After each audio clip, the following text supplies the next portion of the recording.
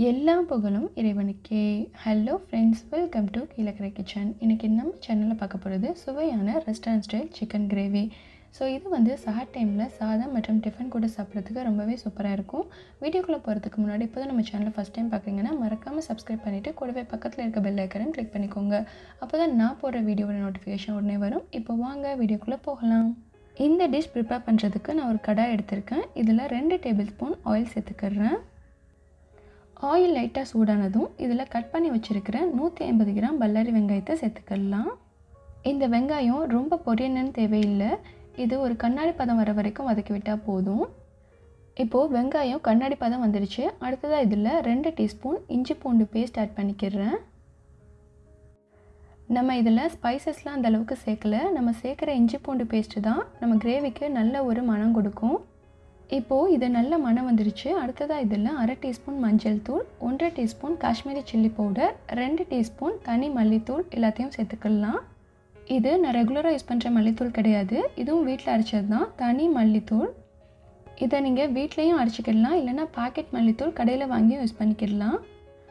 அப்புறமா நான் 1/2 கிலோ சிக்கனை நல்ல மஞ்சத்தூள் போட்டு க்ளீன் பண்ணி எடுத்து வச்சுருக்கேன். அதை இது கூட சேர்த்துக்கிறேன். இதுவே நீங்கள் 1 கிலோ சிக்கனில் செய்கிறதா இருந்துச்சுன்னா இதோட அளவுகளை வந்து கூட்டிக்கோங்க. இப்போது சிக்கன் எல்லாத்தையும் சேர்த்ததுக்கப்புறம் இதை நல்லா பிரட்டி விட்டுக்கிடலாம். இது ரொம்ப சிம்பிளான மெத்தட் தான். நம்ம வீட்டில் கிடைக்கக்கூடிய பொருட்களை யூஸ் பண்ணியே செஞ்சிடலாம். பட் ரெஸ்டாரண்ட்டில் வாங்குகிற அதே டேஸ்ட்லேயே இருக்கும். இதுக்கு யூஸ் பண்ணுற சிக்கன் வந்து ரொம்ப சின்ன சின்ன பீசஸாக கட் பண்ணாமல் மீடியம் சைஸில் கட் பண்ணி ஆட் பண்ணிக்கோங்க. அப்போ தான் இது நல்லா இருக்கும். அப்புறமா இது கூட தேவையான அளவு சால்ட் ஆட் பண்ணிவிட்டு இதை நல்லா மிக்ஸ் பண்ணி விட்டுக்கிடலாம். இந்த சிம்பிளான டேஸ்டியான ரெசிபியை பேச்சுலர்ஸ் கூட ஈஸியாக செஞ்சிடலாம். அடுத்ததாக இந்த ரெசிபிக்கு ஒரு கிரேவி கன்சிஸ்டன்சி கொடுக்கறதுக்கு நான் ஒரு பேஸ்ட் ரெடி பண்ணிக்க போகிறேன். இதுக்கு நான் ஒரு மிக்ஸி ஜார் எடுத்திருக்கேன். இதில் 10லேருந்து 12 முந்திரி பருப்பு சேர்த்துக்கிறேன். அப்புறமா இது கூட 100 கிராம் பழுத்த தக்காளியை கட் பண்ணி சேர்த்துக்கிறேன். இப்போ இதை நல்லா ஃபைன் பேஸ்ட்டாக அரைச்சிட்டு வந்துடலாம். இந்த பேஸ்ட்டை நான் சிக்கன் கூட ஆட் பண்ணிக்கிறேன். இப்போது அரைச்ச மிக்ஸி ஜார்லேயே கொஞ்சமாக தண்ணி சேர்த்து அலசி அதையும் இது கூட ஆட் பண்ணிக்கிறேன். இதில் நம்ம முந்திரி பேஸ்ட் சேர்க்குறதுனால இந்த சிக்கன் வந்து க்ரீம் சேர்க்காமலேயே நல்ல க்ரீமியாக இருக்கும்.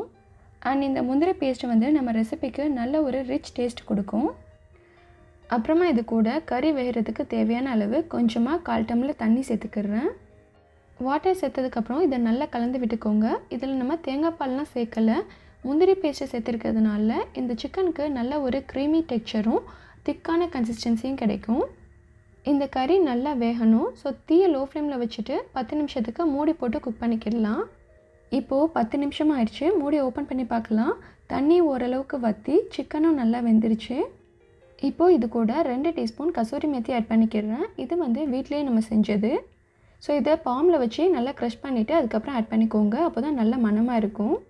கசூரி மெத்தி எப்படி நாமளே வீட்டில் ரெடி பண்ணேன்னு சொல்லிவிட்டு ஆல்ரெடி வீடியோ அப்லோட் பண்ணியிருக்கேன். அதை பார்க்காதவங்களுக்கு கீழே டிஸ்கிரிப்ஷனில் லிங்க் கொடுக்குறேன், செக் பண்ணிக்கோங்க. இப்போது இதை நல்லா கலந்து விட்டுக்கோங்க.